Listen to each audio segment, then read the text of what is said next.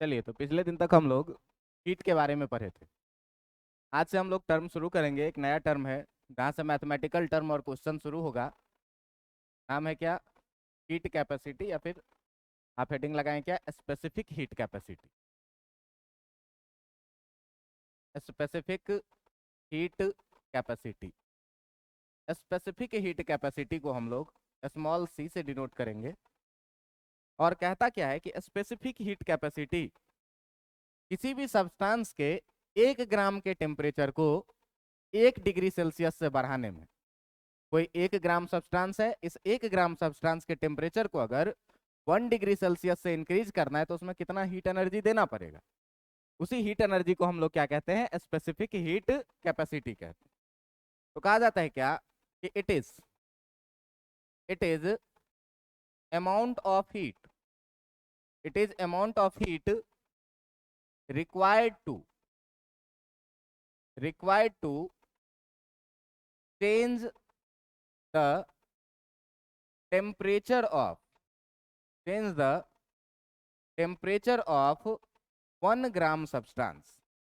कि किसी भी सब्सटेंस के 1 ग्राम को 1 डिग्री सेल्सियस से जो है तो टेम्परेचर राइज करने में जितना हमको हीट एनर्जी देना पड़ेगा, उसी हीट एनर्जी को हम लोग क्या बोलेंगे? स्पेसिफिक हीट कैपेसिटी बोलेंगे।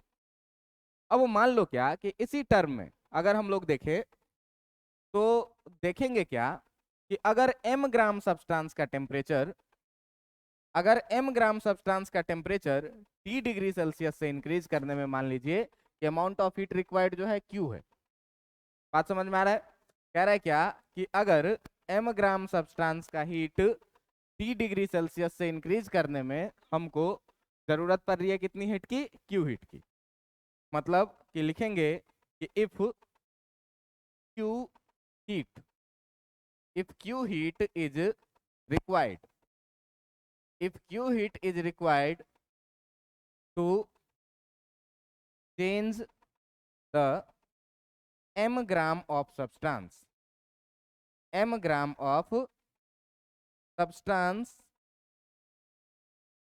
by T degree Celsius. हम लोग माने क्या कि m ग्राम का कोई सब्सटेंस है, उसके टेम्परेचर को राइज करना है कितने से? T डिग्री सेल्सियस से। तो उसमें जो अमाउंट ऑफ हीट रिक्वायर्ड है वो है कितनी? Q। तो ध्यान देना कि अगर 1 ग्राम के लिए हम लोग बात करें, तो अगर हम लोग बात करेंगे 1 ग्राम के लिए, तो फॉर 1 ग्राम तो हम लोग लिखेंगे क्या कि heat required to rise the temperature of to rise the temperature of to rise the temperature of 1 gram substance by T degree Celsius is. कितना हो जाएगा ये? देखो कि m ग्राम सब्सटेंस का टेम्परेचर T डिग्री सेल्सियस से rise करने के लिए आपको Q हीट चाहिए था, तो 1 ग्राम के लिए कितना चाहिए होगा? Q upon m। बातें समझ में आ रही है? T डिग्री सेल्सियस से। और अगर इसी में हम लोग बात करें क्या कि amount of heat required to rise the temperature of 1 gram of substance by 1 degree Celsius. अगर हम लोग इसी में बात करें कि अब T डिग्री सेल्सियस के लिए इतनी हीट थी, लेकिन अब हम लोग बात करें किसके लिए? 1 डिग्री सेल्सियस के लिए। तो देखो T डिग्री सेल्सियस का टेम्परेचर राइज करने के लिए Q बाई M चाहिए, तो 1 डिग्री का राइज करने के लिए कितना चाहिए? Q upon M into T लिखें। बात समझ में आ रहा है कि नहीं? कि T, और इस T को ज्यादा अच्छा लगेगा कि अगर हम लोग लिखे कितना? डेल्टा T, क्योंकि चेंज इन टेम्परेचर में हमेशा ही बात करेंगे। बातें समझ में आ रही है? तो हम लोग देखे क्या भाई कि स्पेसिफिक हीट कैपेसिटी जो है ये कहता है क्या है कि 1 ग्राम सब्सटेंस के टेम्परेचर को 1 डिग्री सेल्सियस से राइज करने में कितनी हीट रिक्वायर्ड है, इसी हीट को हम लोग क्या कहेंगे? Specific heat capacity. तो हम लोगों ने मान लिया क्या कि अगर Q हीट रिक्वायर्ड है किसी m ग्राम सब्सटेंस के टेम्परेचर को delta T degree Celsius rise करने के लिए। बात समझ में आ रहा है? तो m ग्राम के लिए Q हीट चाहिए इतना टेम्परेचर राइज के लिए, तो 1 ग्राम के लिए अगर हम लोग देखें तो 1 ग्राम के लिए कितना? Q by M, delta T degree Celsius के लिए। और अगर हम यहीं पर बात करें अब किसके लिए 1 डिग्री सेल्सियस के लिए, कि चेंज इन टेम्परेचर कितने का हो, 1 डिग्री सेल्सियस का, तो डेल्टा टी से क्या करेंगे, डिवाइड। अब ध्यान से देखो कि heat required to rise the temperature of 1 gram substance by 1 degree Celsius, ये तो स्पेसिफिक हीट कैपेसिटी का डेफिनेशन है। इसका मतलब कि अगर हमको स्पेसिफिक हीट कैपेसिटी लिखना है तो हम लोग C इक्वल टू कितना लिखेंगे, Q upon M times delta T, और इसी से हम लोग एक और चीज लिख सकते हैं, क्या, Q equal to MC delta T।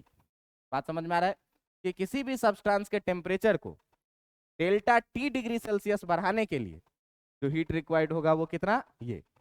अब देख रहे हैं कि हर पार्टिकल के लिए स्पेसिफिक हीट कैपेसिटी का वैल्यू अलग अलग होता है। 1 ग्राम पानी के टेम्परेचर को 1 डिग्री सेल्सियस बढ़ाने के लिए हमको अलग हीट की जरूरत होगी, 1 ग्राम लोहा के टेम्परेचर को 1 डिग्री सेल्सियस बढ़ाने के लिए हमको अलग टेम्परेचर की जरूरत होगी। बात समझ में आ रहा है कि नहीं। 1 ग्राम कोई कॉपर का सब्सटेंस होगा, उसके टेम्परेचर को 1 डिग्री सेल्सियस बढ़ाने के लिए हमको अलग हीट की रिक्रूटमेंट होगी। बातें समझ में आ रही है कि नहीं। तो किसी भी सब्सटेंस का स्पेसिफिक हीट कैपेसिटी का ज्यादा या कम होने का मतलब क्या होता है कि उस सब्सटेंस को, किसी भी सब्सटेंस का स्पेसिफिक हीट कैपेसिटी बहुत ज्यादा है, इसका मतलब वो जितना जल्दी गर्म होगा उतना ही जल्दी ठंडा भी हो जाए।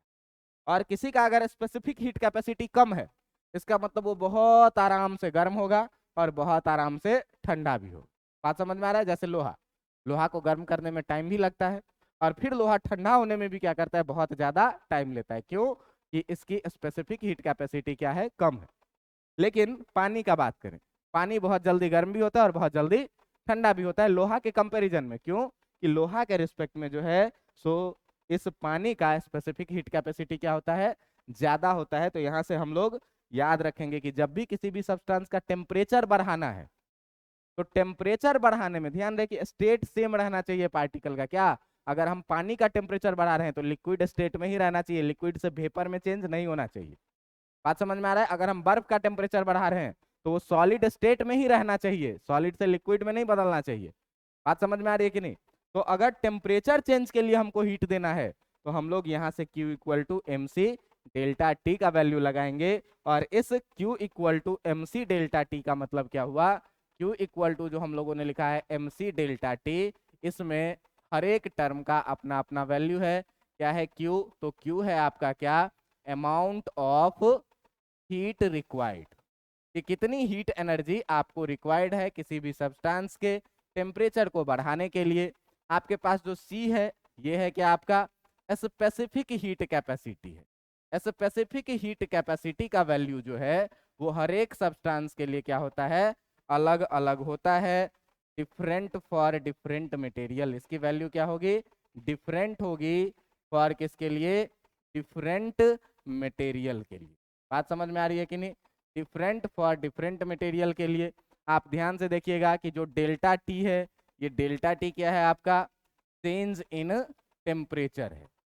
चेंज इन क्या है, टेम्परेचर के, टेम्परेचर में कितना चेंज हुआ। मान लो किसी पानी के सब्सटेंस को हम लोगों ने क्या किया, 0 डिग्री सेल्सियस से हीट करना शुरू किया, हीट करना शुरू किया और ले गया कहाँ तक, 10 डिग्री सेल्सियस तक। तो टेम्परेचर में चेंज कितने का हुआ, 0 से 10 का, यानी कि 10 डिग्री सेल्सियस का चेंज इन टेम्परेचर हुआ। बातें समझ में आ रही है। अगर हम लोग बात करें unit of specific heat capacity का, अगर हम लोग बात करें किस चीज का, unit of specific heat capacity का, तो ध्यान देना कि अगर स्पेसिफिक हीट कैपेसिटी का बात करें, अगर हम लोग स्पेसिफिक हीट कैपेसिटी का बात करें तो स्पेसिफिक हीट कैपेसिटी क्या है भाई, स्मॉल सी। अगर स्मॉल सी लिखना है तो कितना लिखेंगे, Q को इधर ही रहने दो, M और डेल्टा T को इधर लेके आ जाओ, M upon delta T। Q का जो तुम्हारा यूनिट होगा ये हीट है, और हीट क्या है, एनर्जी, और एनर्जी का यूनिट क्या होता है, जूल होता है। नीचे देखिए मास है, तो मास कैसा, पर ग्राम। 1 ग्राम सब्सटेंस के लिए हम लोगों ने लिया है, तो यहाँ मास को केजी में नहीं लेंगे, कैसे लेंगे, ग्राम में लेंगे। क्योंकि स्पेसिफिक हीट कैपेसिटी का डेफिनेशन ही क्या कह रहा है आपके पास, it is the amount of heat required to 1 gram of substance by 1 degree Celsius temperature change.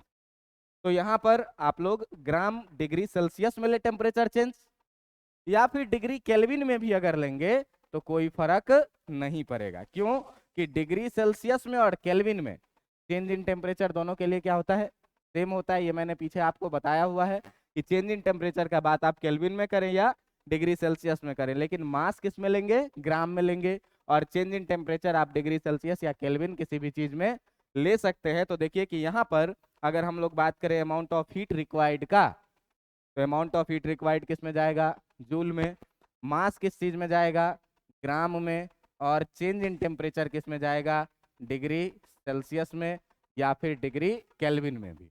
तो अगर एक शब्द में हम लोग बात करें कि unit of specific heat capacity क्या होगा, तो unit of specific heat capacity हम लोग क्या लिखेंगे, जूल पर ग्राम पर डिग्री सेल्सियस, या फिर इसी को आप लिखना चाहें तो जूल पर ग्राम पर केल्विन भी लिख सकते हैं।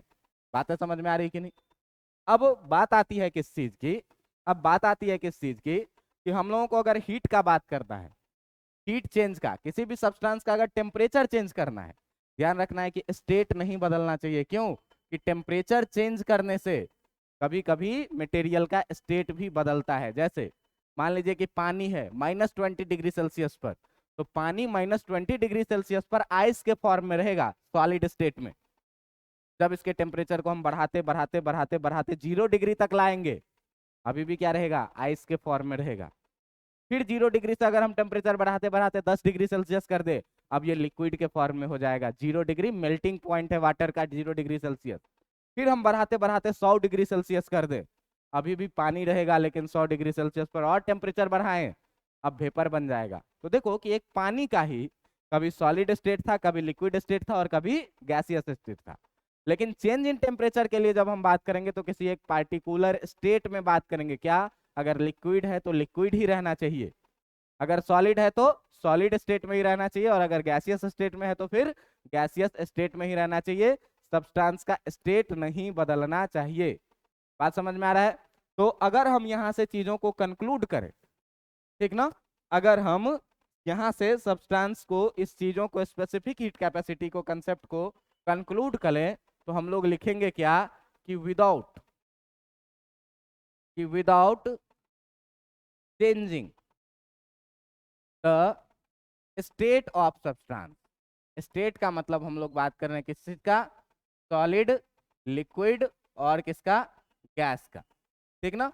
तो without changing the state of substance, कि किसी भी सब्सटेंस का बिना स्टेट चेंज किए हुए जो अमाउंट ऑफ हीट रिक्वायर्ड होगा टू चेंज द टेम्परेचर, ठीक ना, the amount of heat required, the amount of heat required, the amount of heat required to change the temperature, to change the temperature, कि temperature को change करने के लिए कैसे, तो बिना जो है तो स्टेट बदले हुए वो कितनी होगी, Q equal to MC delta T।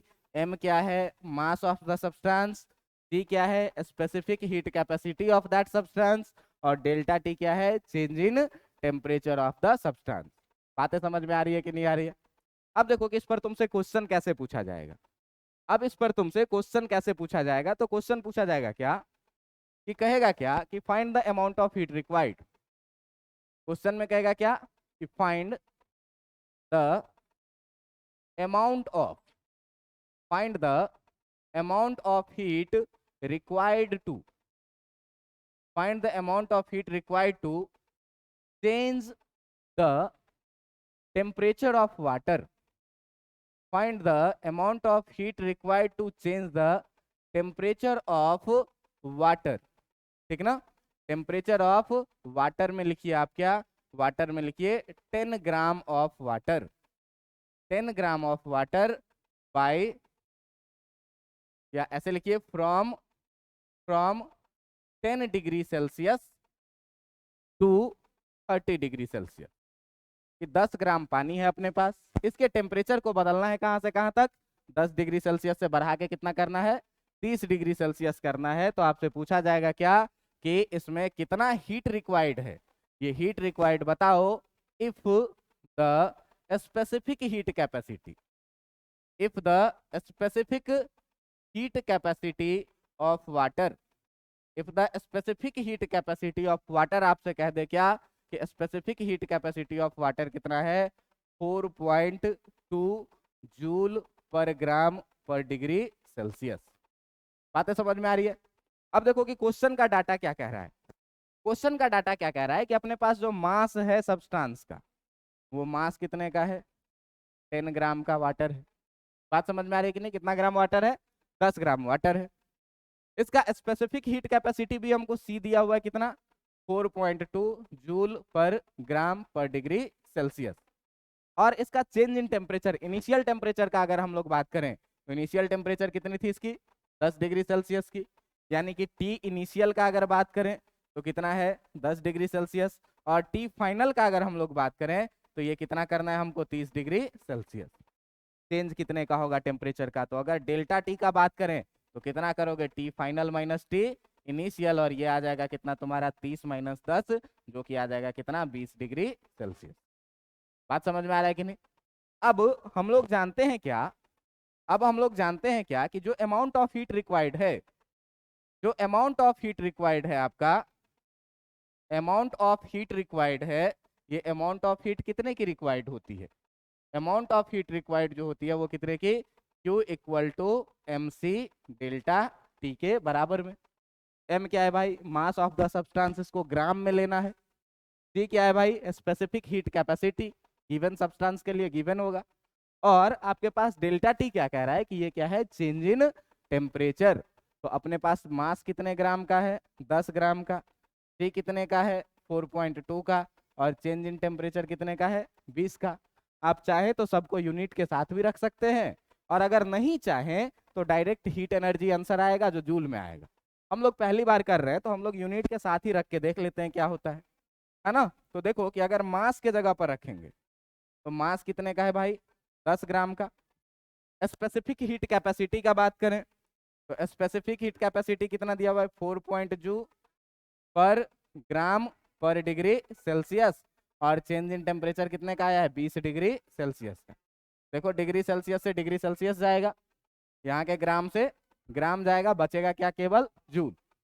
4.2 को 10 से मल्टीप्लाई करो 42, और 42 को 20 से मल्टीप्लाई कर दो 840 जूल हो जाएगा क्या अमाउंट ऑफ हीट रिक्वायर्ड। मतलब कि 10 ग्राम वाटर के टेम्परेचर को 10 ग्राम वाटर के टेम्परेचर को अगर हमको 20 डिग्री सेल्सियस से बढ़ाना है तो उसको कितना हीट देना पड़ेगा 840 जूल का। बातें समझ में आ रही है कि नहीं आ रही है? अगर बातें समझ में आ रही है तो एक अगला क्वेश्चन देखिए, एक अगला क्वेश्चन देखिए कह रहा है क्या कि find the amount of find the amount of heat required to find the amount of heat required to change the temperature of to change the temperature of to change the temperature of 2 mole of water 2 mole of 2 mole of water 2 mole of water from 0 degree Celsius to 50 degree Celsius. और इसमें आपको दिया हुआ है क्या कि जो specific heat capacity दिया हुआ है, specific heat capacity of water, specific heat capacity जो दिया हुआ है आपको, specific heat capacity of water कितने का दिया हुआ है वही 4.2 जूल पर ग्राम पर डिग्री सेल्सियस के बराबर में ये आपको दिया हुआ है। अब इन चीज़ों को हम लोगों को क्या करना है कि निकालना है कि 2 मोल का अगर वाटर है तो 2 मोल वाटर को 0 डिग्री सेल्सियस से 50 डिग्री सेल्सियस तक ले जाने में कितनी हीट रिक्वायर्ड होगी। आप लोग अगर मोल कॉन्सेप्ट पढ़े होइएगा तो एक मोल हाइड्रोजन का अगर मोलर मास आप लोग निकालिएगा तो कितना होता है भाई 1 मोल H2O।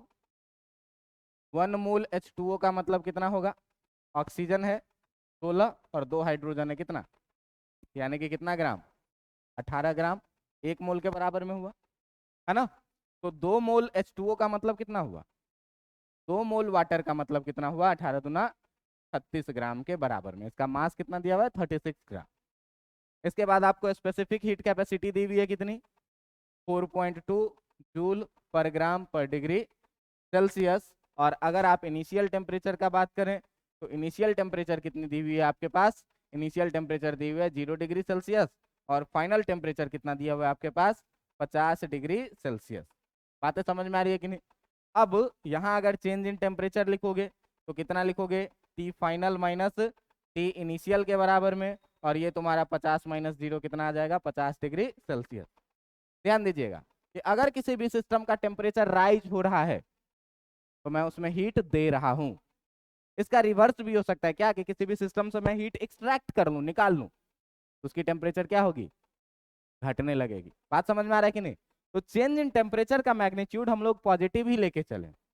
बस ये बात जान के रखें कि heat given to the system है, इसका मतलब temperature of the system rise करेगा, और अगर heat extracted from the system है तो क्या करेगा, हीट फॉल करेगा। बात समझ में आ रहा है कि नहीं।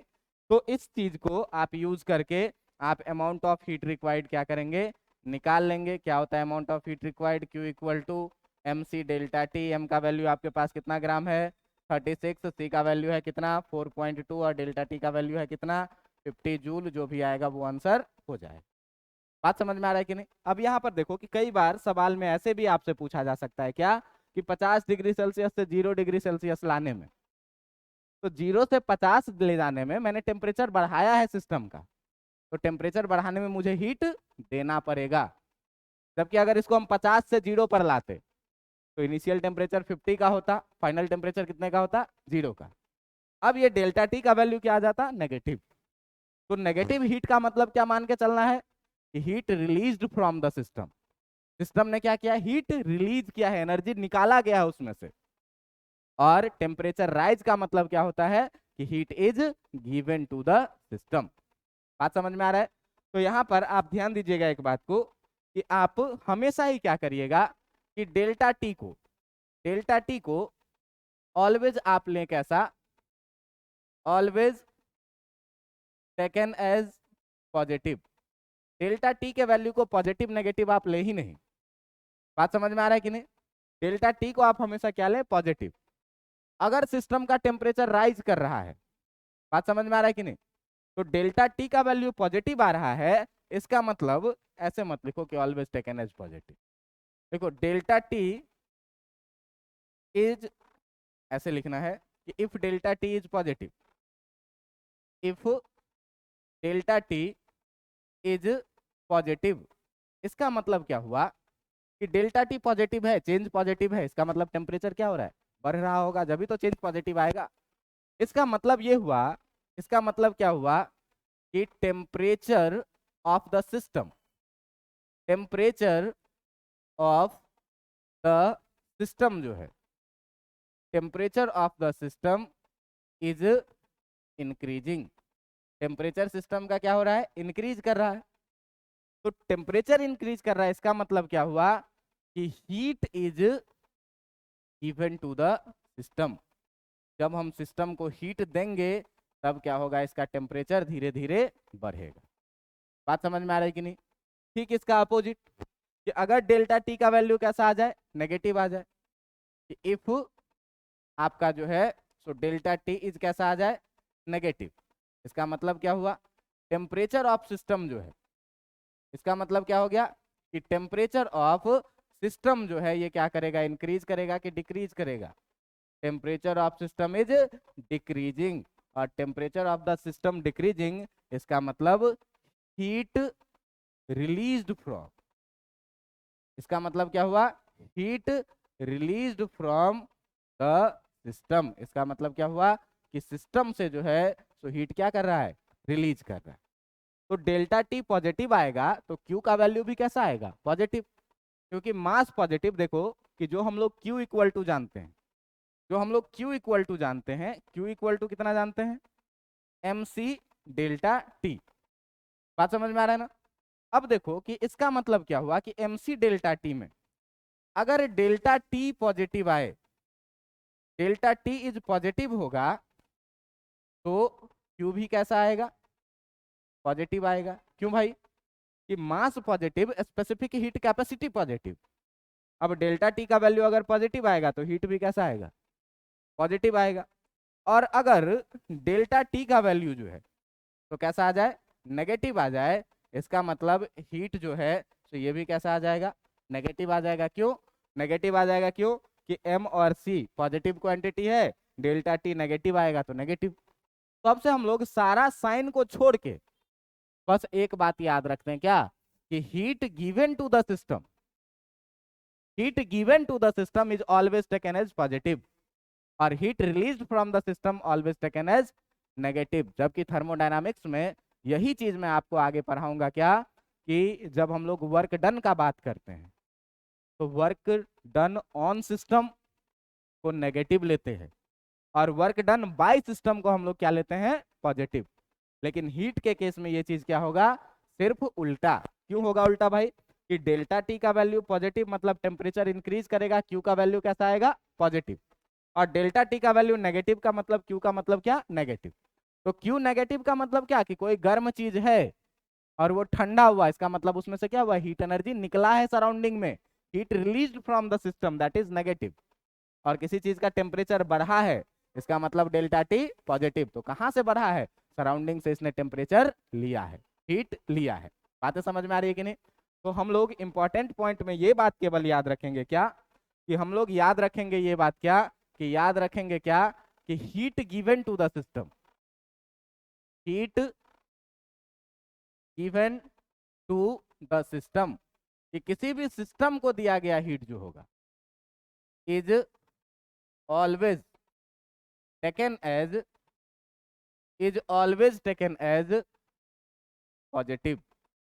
किसी भी सिस्टम को मैंने हीट दिया, उसका टेम्परेचर बढ़ा, और बढ़ा तो चेंज इन टेम्परेचर कैसा आया, पॉजिटिव। इसका मतलब टेम्परेचर क्या किया, इंक्रीज किया, और टेम्परेचर इंक्रीज करेगा तो हीट भी कैसा आएगा, पॉजिटिव आएगा।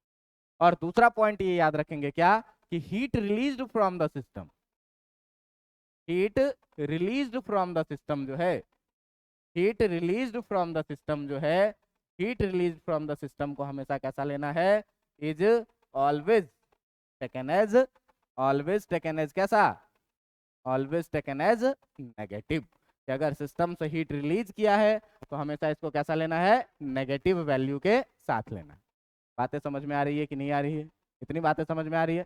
तो ये था कि आपका स्पेसिफिक हीट कैपेसिटी और स्पेसिफिक हीट कैपेसिटी पे बेस्ड प्रॉब्लम आपने देखा, इस प्रॉब्लम का कंक्लूजन देखा। तो अब आप डेल्टा टी का वैल्यू कभी नेगेटिव कभी पॉजिटिव वाला कंफ्यूजन नहीं रखेंगे, आप हमेशा पॉजिटिव लेके काम करेंगे। अगर टेम्परेचर बढ़ा है प्लस में जाएगा, अगर टेम्परेचर घटा है इसका मतलब हीट माइनस में आएगा। हम लोग प्लस माइनस का लोचा अब नहीं रखेंगे, केवल चेंज इन टेम्परेचर को ऑलवेज कैसा मान के चलना है, पॉजिटिव मान के चलना है। बातें समझ में आ रही है कि नहीं। अब देखो एक चीज, कि ये तो हो गई किसकी, स्पेसिफिक हीट कैपेसिटी या हीट कैपेसिटी की बात। कई बार ऐसा भी होता है कि अभी तक हम लोग जो इसमें बात किए हैं वो सब्सटेंस का स्टेट नहीं बदलेगा, लेकिन जरा सा ध्यान देना कि बर्फ है कितने पे, 0 डिग्री सेल्सियस पे, और इस बर्फ से पानी बनने में कितने पे, 0 डिग्री सेल्सियस पे ही पानी, कुछ ना कुछ हीट देना पड़ेगा कि नहीं देना पड़ेगा।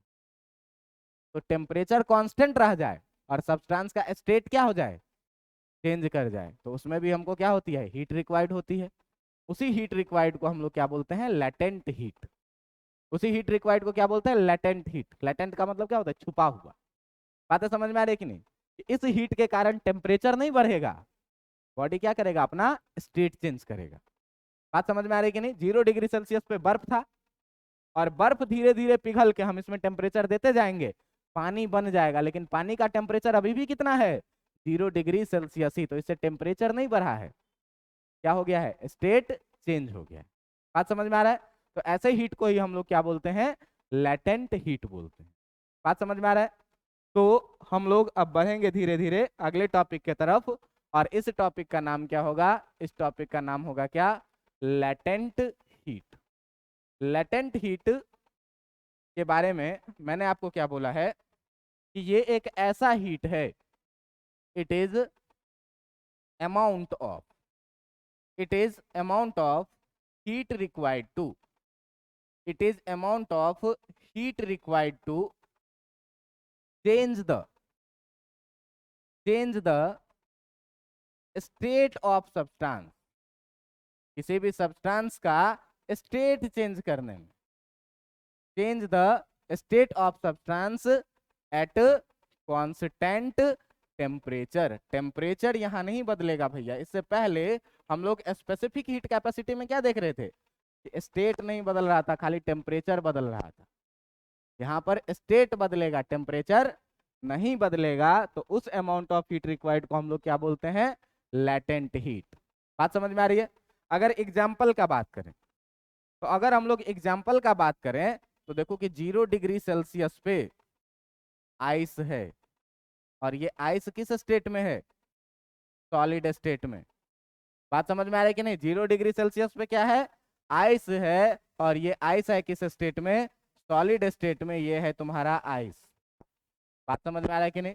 इस आइस को हम क्या करेंगे कि हीट देना शुरू करेंगे। कितना हीट देना शुरू करेंगे, मान लो क्यू हीट देना शुरू किए, और हीट देंगे, और ये यहाँ से जो है तो चेंज हो जाएगा किस में, ये चेंज हो जाएगा किस में, वाटर में। और ये जो है तो 0 डिग्री सेल्सियस पे ही है, और क्या है अभी, वाटर है, जो कि कैसा चीज है, लिक्विड है।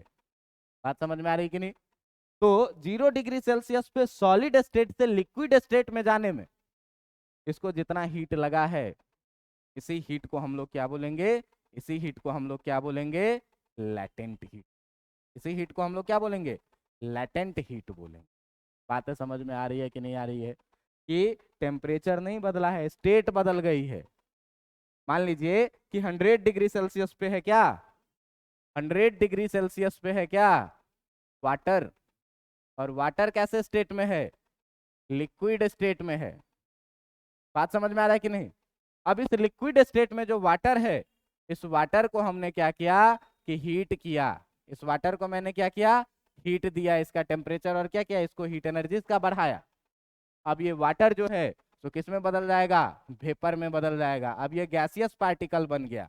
अब ये गैसियस पार्टिकल क्या है भाई, तो अभी भी ये है 100 डिग्री सेल्सियस पर ही, लेकिन अब क्या बन गया है, अब ये बन गया क्या, वाटर वेपर। और वाटर वेपर कैसा सब्सटेंस है, गैसियस सब्सटेंस है। तो टेम्परेचर कांस्टेंट है, यहाँ भी 100 डिग्री सेल्सियस, वहां भी 100 डिग्री सेल्सियस, लेकिन स्टेट क्या हो गया, लिक्विड से गैस बन गया। इसमें जो हीट रिक्वायर्ड होगी, इसी हीट को हम लोग क्या बोलेंगे, इसी हीट को हम लोग क्या बोलते हैं, लैटेंट। बात समझ में आ रहा है कि नहीं आ रहा है, बात समझ में आ रहा है कि नहीं, कि कांस्टेंट टेम्परेचर पे किसी भी सब्सटेंस का स्टेट बदलने में जो हीट रिक्वायर्ड होती है, उसी हीट को हम लोग क्या बोलते हैं, लैटेंट हीट बोलते हैं। बात समझ में आ रहा है। इससे पहले मैं आपको पढ़ाया था हीट कैपेसिटी, कि किसी भी सब्सटेंस का टेम्परेचर 1 डिग्री बढ़ाने में जितना हीट रिक्वायर्ड होता है। फिर आया क्या, specific heat capacity. Specific heat capacity, जब भी वर्ड स्पेसिफिक आए मतलब समझ जाना कि यूनिट मास का बात हो रहा है, 1 ग्राम का बात हो रहा है। बात समझ में आ रही है कि नहीं।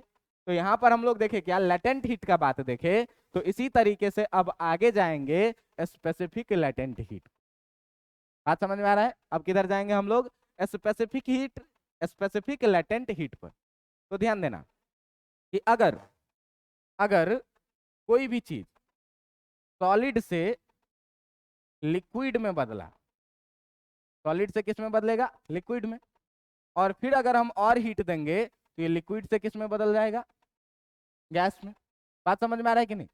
तो यहां पर जो हीट रिक्वायर्ड होगा, यहां पर जो हीट रिक्वायर्ड होगा, इस हीट रिक्वायर्ड को, यहां पर जो हीट रिक्वायर्ड होगा, इस रिक्वायर्ड को हम लोग बोलते हैं क्या, देखिए पहले था क्या, कोई भी सब्सटेंस सॉलिड में, सॉलिड से बन गया क्या, लिक्विड, और फिर लिक्विड से बन गया क्या, गैस।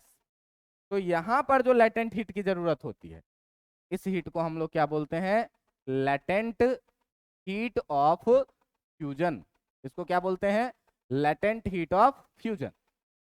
इस सॉलिड से लिक्विड में बदलने में जो हीट लगा, उसको क्या बोलेंगे, लेटेंट हीट ऑफ फ्यूजन।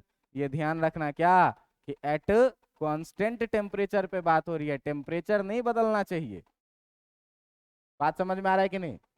फिर लिक्विड से जो गैस बदलेगा, ये भी कहां पर, एट कांस्टेंट टेम्परेचर पे, टेम्परेचर नहीं बदलना चाहिए। इसको हम लोग क्या बोलते हैं, इसको हम लोग क्या बोलते हैं, लेटेंट हीट ऑफ इवेपोरेशन। क्या बोलते हैं, लेटेंट हीट ऑफ इवेपोरेशन। यहाँ फ्यूजन हो रहा है सॉलिड से लिक्विड में और लिक्विड से गैस में गया, तो ये क्या हो गया, इवेपोरेशन हो। बातें इतनी समझ में आ रही है कि नहीं आ रही है कि किसी भी सब्सटेंस का कांस्टेंट टेम्परेचर पर स्टेट बदलने में, वाटर पूरा गर्म है 100 डिग्री सेल्सियस पे, लेकिन अभी भाप नहीं बना है। इस वाटर को भाप बनाने के लिए हमको कुछ ना कुछ एनर्जी देनी पड़ेगी, कुछ ना कुछ हीट एनर्जी देनी पड़ेगी। और जो हीट एनर्जी हमको देनी पड़ेगी केवल स्टेट बदलने के लिए, टेम्परेचर नहीं बदलना है, उसी हीट एनर्जी को हम लोग क्या बोलेंगे, लैटेंट हीट बोलेंगे। बातें समझ में आ रही है। अब इसके बाद जो हम लोग टर्म लेंगे, इस टर्म को हम लोग बोलेंगे क्या, स्पेसिफिक लैटेंट हीट। क्या बोलेंगे, specific latent heat.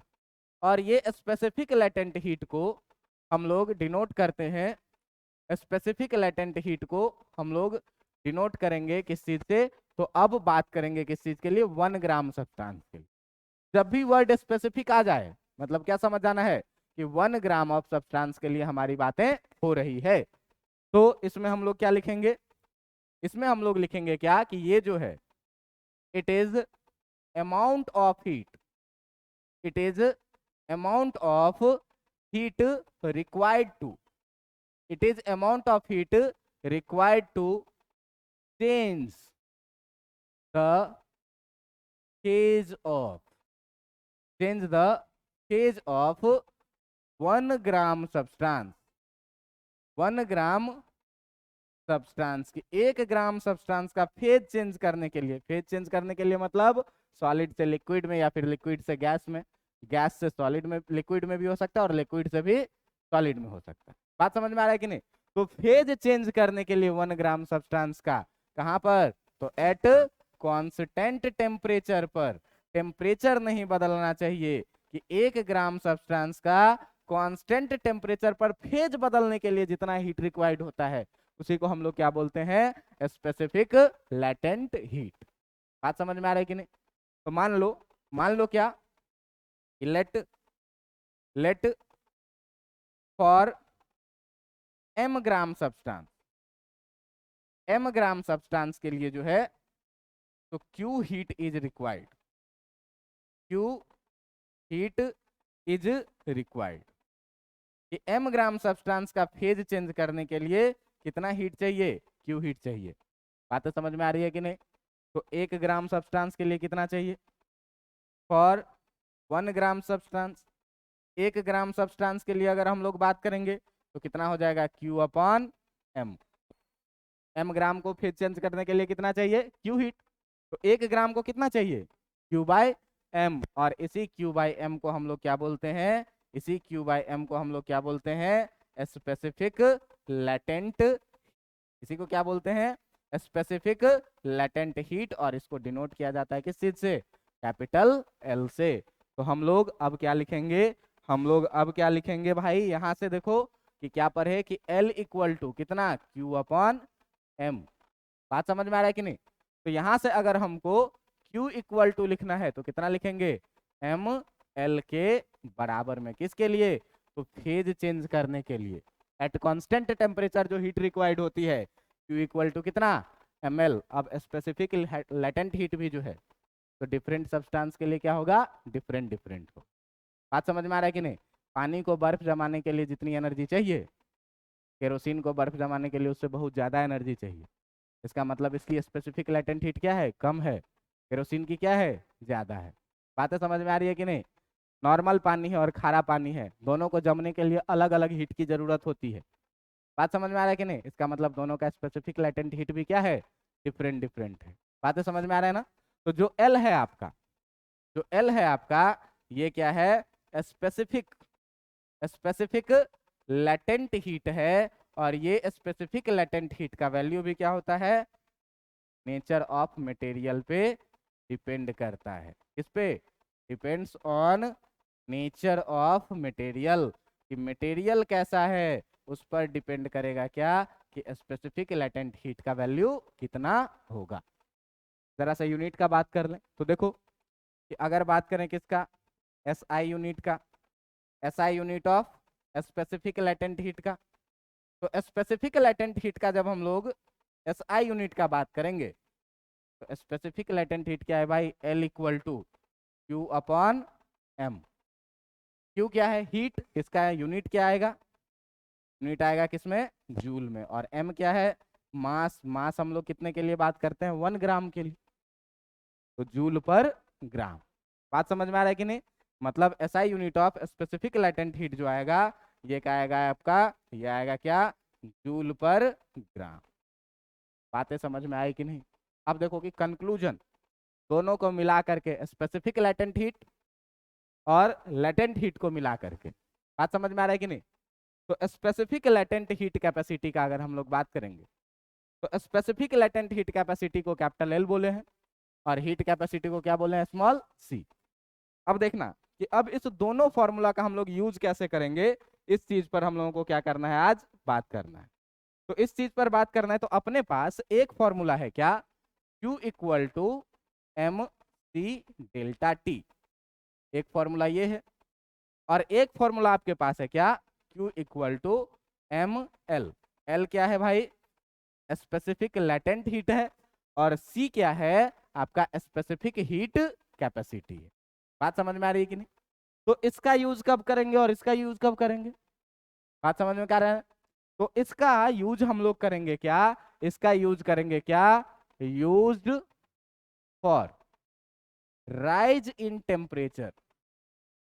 Rise in temperature, जब किसी भी सब्सटेंस का टेम्परेचर राइज करे, ठीक ना, टेम्परेचर राइज करे without without change in phase, phase नहीं बदले, केवल क्या करे, टेम्परेचर राइज करे। बात समझ में आ रहा है कि नहीं। और इसका यूज क्या करेंगे, इसका यूज करेंगे क्या, used for change in phase, कि फेज बदलने के लिए, चेंज इन फेज, फेज बदलने के लिए क्या, used for change in phase.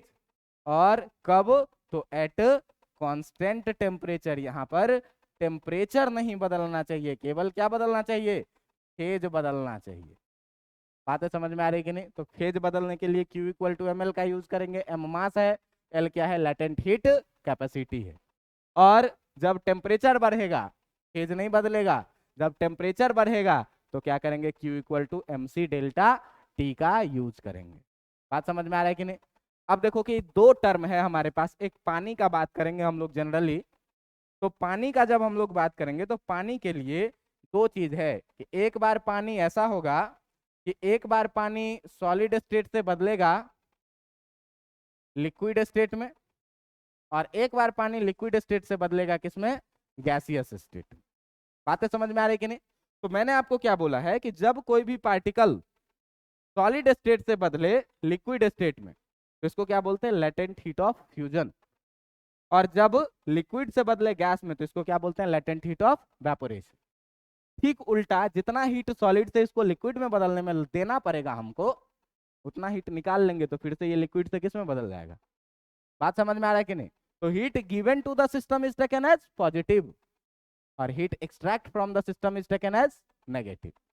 जितना हीट हमको देना पड़ेगा लिक्विड से गैस बदलने में, उतना ही अगर हम इसमें से गैस में से हीट निकाल लेंगे तो ये क्या बन जाएगा, लिक्विड बन जाएगा। तो यहाँ इसका आपको कोई लोचा नहीं होना चाहिए। और बस आपको ध्यान रखना है इस बात का क्या, कि वाटर के लिए अगर हम लोग बात करेंगे तो specific latent heat of fusion, हम लोग यहाँ पर बात करेंगे क्या, specific latent heat of fusion, latent heat of fusion for water is 336 joule पर ग्राम। 1 ग्राम वाटर को आइस से वाटर में बदलने के लिए, फ्यूजन के लिए, बर्फ से 0 डिग्री सेल्सियस पे बर्फ है और इसको 0 डिग्री सेल्सियस पे ही वाटर बनाना है, तो कितना हीट देना पड़ेगा, 336 जूल का। ये याद रखना है आपको। बात समझ में आ रहा है कि नहीं। तो देखो इस फ्यूजन का मतलब क्या हुआ, फ्यूजन का मतलब हुआ कि ये 1 ग्राम है क्या, आइस। बात समझ में आ रहा है कि नहीं। कहां पर, तो एट 0 डिग्री सेल्सियस। बात समझ में आ रहा है कि नहीं। इसको हम लोग क्या करेंगे, 336 जूल का एनर्जी देंगे। बात समझ में आ रहा है? तो ये बदलेगा किसमें, एट 0 डिग्री सेल्सियस ही रहेगा, टेम्परेचर नहीं बदलेगा। लेकिन अब ये किसमें बदल जाएगा, अब ये हो गया क्या, 1 ग्राम वाटर। बातें समझ में आई कि नहीं आई? बातें समझ में आई? इसी तरीके से हम लोग बात करेंगे किसका, लेटेंट हीट ऑफ इवेपोरेशन का, specific latent heat of evaporation. अगर हम लोग बात करें specific latent heat of evaporation का, specific latent heat of evaporation का, किसके लिए, वाटर के लिए। Evaporation for water is, for water is कितना, 2268 जूल पर ग्राम। बात समझ में आ रहा है कि नहीं, 2268 जूल पर ग्राम। इसका मतलब क्या, इसका मतलब क्या कि अगर अपने पास 100 डिग्री सेल्सियस पे 1 ग्राम वाटर है, 100 डिग्री सेल्सियस पे क्या है, 1 ग्राम वाटर है, इस वाटर को हम लोग 2268 जूल का एनर्जी देंगे, तो एट 100 डिग्री सेल्सियस जो है, तो ये क्या बन जाएगा, ये बन जाएगा क्या, 1 ग्राम वाटर वेपर। क्या बन जाएगा, 1 ग्राम वाटर वेपर। बातें समझ में आ रही कि नहीं? देखो दोनों जगह पे टेम्परेचर कांस्टेंट है, यहाँ भी 100 तो यहाँ भी 100, लेकिन हुआ क्या है, स्टेट बदल गया, यहाँ वाटर से गैस में बदल गया। तो पानी को वाटर से वाटर वेपर में बदलने के लिए 1 ग्राम को 2268 जूल की एनर्जी देनी पड़ेगी, और 1 ग्राम आइस को पिघला करके पानी में बदलने के लिए 0 डिग्री सेल्सियस पे कितना देना पड़ेगा, 336 जूल का। बात समझ में आ रहा है कि नहीं आ रहा है? अब इस कॉन्सेप्ट पर एक हम लोग क्वेश्चन देखते हैं, यानी कि अगर हम लोग बात करेंगे किसके लिए, वाटर के लिए, तो वाटर के लिए latent heat of fusion, latent heat of fusion का बात कितना करेंगे, 336 जूल पर ग्राम का। और अगर लेटेंट हीट ऑफ इवेपोरेशन का बात करेंगे, तो इवेपोरेशन का बात करेंगे कितने का, 2268 जूल पर ग्राम। बात समझ में आ रहा है कि नहीं? Specific heat capacity of water का अगर बात करेंगे, वाटर के लिए अगर स्पेसिफिक हीट कैपेसिटी का बात करेंगे, स्पेसिफिक हीट कैपेसिटी, तो स्पेसिफिक हीट कैपेसिटी का वैल्यू आप याद रखिएगा, C इक्वल टू कितना, 4.2 जूल पर ग्राम पर डिग्री सेल्सियस। इतनी चीजें पीछे तक हो गई है। अब देखिए कि सवाल कैसे बनाया जाए। सवाल बनाने के लिए पहले हम लोग एक ही स्टेट में केवल टेम्परेचर चेंज करते थे, अब स्टेट भी चेंज होगा और टेम्परेचर भी चेंज होगा। और देखिए कि बनाया कैसे जाएगा। तो आपसे क्वेश्चन में क्या पूछा जाएगा, क्वेश्चन में पूछा जाएगा क्या कि find the amount of, find the amount of heat required to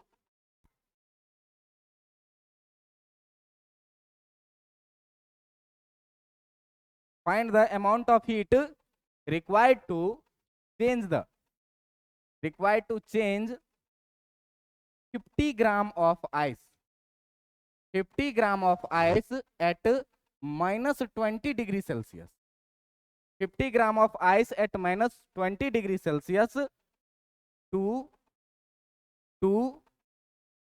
water at 20 degree Celsius.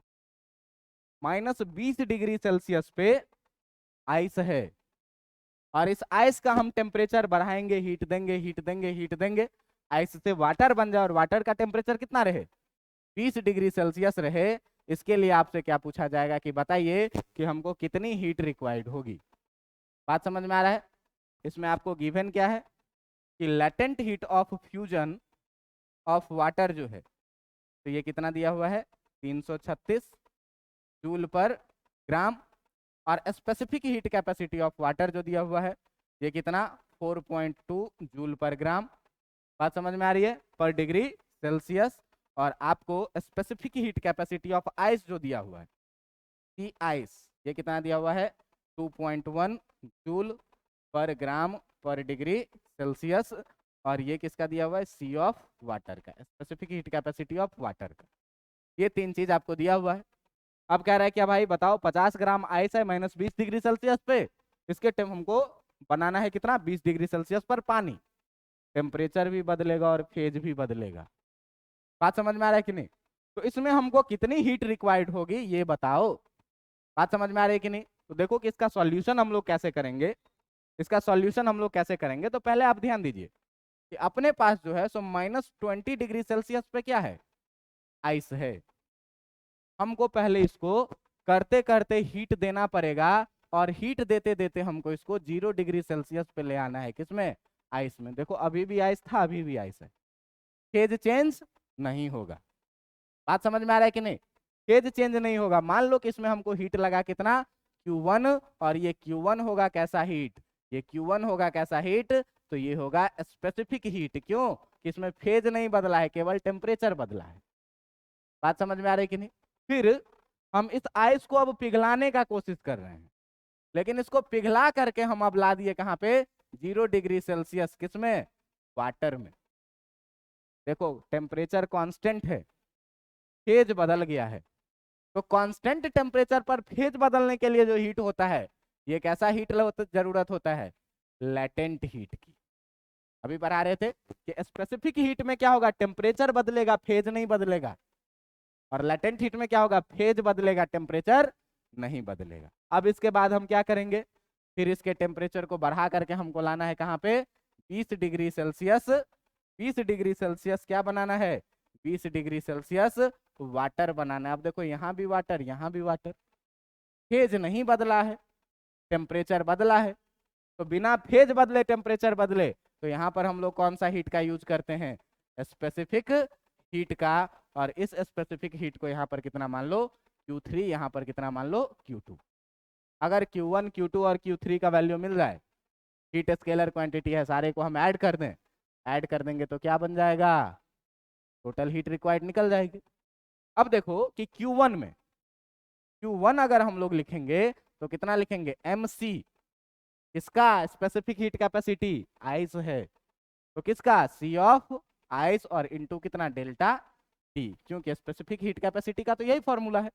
अब देखिए कि मैंने आपको पीछे क्या बताया है कि अगर आपको स्पेसिफिक हीट कैपेसिटी लगाना है, तो यहाँ पर use for rise in temperature without change in phase, phase नहीं बदला, अभी भी बर्फ था और बाद में भी क्या है, बर्फ ही है, केवल टेम्परेचर बदला है, तो स्पेसिफिक हीट कैपेसिटी का यूज करेंगे। और किसका, आइस का, तो आइस के लिए देखो मास तुमको क्वेश्चन में कितना दिया हुआ है, मास दिया हुआ है कितना, 50 ग्राम, इसका वैल्यू कितना दिया हुआ है, 2.1, और चेंज इन टेम्परेचर कितने का, -20 से 20।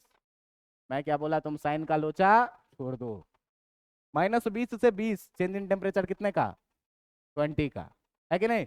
तो 20 का टेम्परेचर हुआ तो इंटू कितना कर दोगे, 20, 21 से 5 को गुना करो, 5 गुना 10 ये हो जाएगा, 20 पंचे 100, 1000, और गुने 2.1, यानी कि ये हो जाएगा कितना, 2100। ये आ गया किसका वैल्यू, Q1 का वैल्यू। बात समझ में आ गई कि नहीं? Q2 देखो कि अब हम लोगों को निकालना है क्या, Q2 का वैल्यू। तो Q2 कैसा है, लेटेंट हीट है। और लेटेंट हीट किसके लिए, आइस से वाटर में बदलने के लिए। आइस से वाटर में बदलने का प्रोसेस क्या है, फ्यूजन। बात समझ में आ रहा है कि नहीं, फ्यूजन है।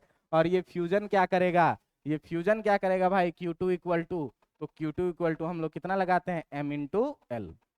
मास है कितने का, 50 ग्राम, क्यों कि मास नहीं बदलेगा। लेटेंट हीट ऑफ फ्यूजन किसका, आइस से वाटर का, ये कितने का दिया हुआ है, 336 जूल पर ग्राम का, और ये 50 किस में, ग्राम में। ग्राम से ग्राम कट जाएगा, इसको मल्टीप्लाई करिएगा, 5 छक्के 30 का 0, 3 5 दिया 15, 3 18 का 8, 1 5 दिया 15, 1 तो कितना हो जाएगा, 16,800 जूल एनर्जी इसमें रिक्वायर्ड हो जाएगी। बातें समझ में आ रही है कि नहीं? तीसरा देखो कि अगर हमको Q3 का वैल्यू निकालना है, तो Q3 का वैल्यू कितना आएगा, MC। अब की बार देखना कि वाटर से वाटर, तो C किसका लेंगे, वाटर का, और कितना, डेल्टा T। बातें समझ में आ रही है कि नहीं? तो मास है कितने का भाई, 50 का, सी ऑफ वाटर कितना गिवन है, और चेंज इन टेम्परेचर कितना, 0 से 20, यानी कि कितने का, फिर हो जाएगा ये 1000 और गुने 4.5 तो यानी कि ये हो जाएगा कितना आपका 4200 जूल। बातें समझ में आ रही है कि नहीं? तो टोटल हीट रिक्वायर्ड जो होगी, जो आपकी टोटल हीट रिक्वायर्ड होगी, टोटल हीट रिक्वायर्ड कितनी होगी? टोटल हीट रिक्वायर्ड होगी कितनी? Q1 plus Q2 plus Q3।